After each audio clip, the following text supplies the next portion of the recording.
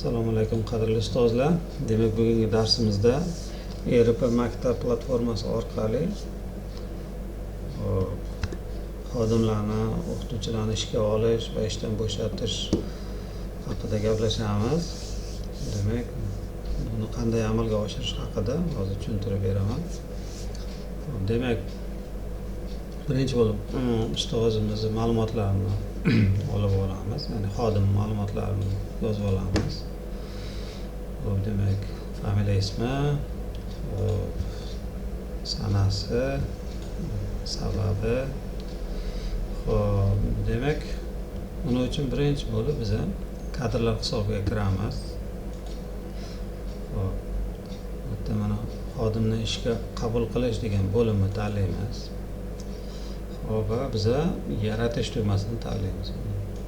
Yaratish. Demak, hujjat raqami avtomatik tarzda beriladi. Endi sanani belgilaymiz. Demak, sanamiz mana berilgan. Sanani kiritamiz.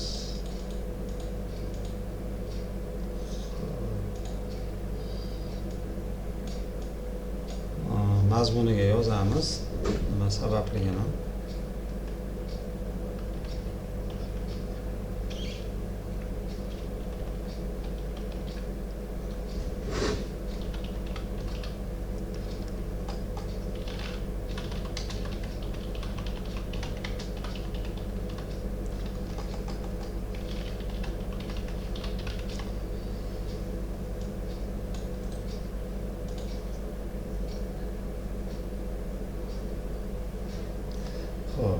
Demak, mazmunini yozib oldik. Demak, endi qo'shish tugmasini bosamiz.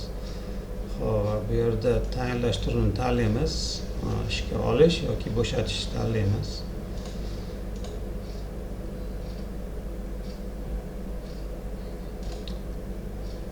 Tanlab oldik va undan keyin biz xodimni bazadan qidiramiz, ya'ni demak, bu yerda xodimimizni ismini yozsak yoki familiyasini yozsak o'zi topib beradi. Mana xodimimiz topildi. Xodimni ikki marta sonchani chapdagi mana ikki marta bosib belgilab olamiz. Xodimimiz belgilandi. Xo'p, endi bu yerda to'ldirib chiqamiz. Ya'ni ma'lumotlarni qaysi sanadanligini ko'rsatamiz. Demak, sanamiz bor. Xo'p, endi mazmuniga yana yozamiz. Nima sababligini. Xo'p, demak, mana barcha bo'limlarni to'ldirib oldik. Demak, yana bir karra tekshirib chiqamiz. To'g'ri. Va barcha ma'lumotlarni kiritib bo'lgandan keyin saqlash tugmasini bosamiz. Buni saqladik, ma'lumotlarimiz to'g'ri va yana bir marta saqlash tugmasini bosamiz.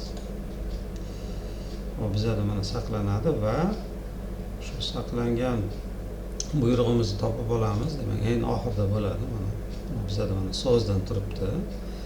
Demak, bu so'zdanni biz tasdiqlashimiz kerak, ya'ni o'tkazish holatiga o'tkazishimiz kerak. Buning uchun biz yana boshida 3 ta nuqta bor. 3 ta nuqtani bosamiz va tasdiqlash tugmasini tanlaymiz. Tasdiqlash va yana tasdiqlash tugmasini bosamiz.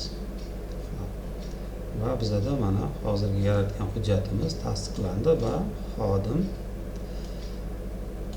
bizada xodimni biz tasdiqlab ishdan bo'shatdik.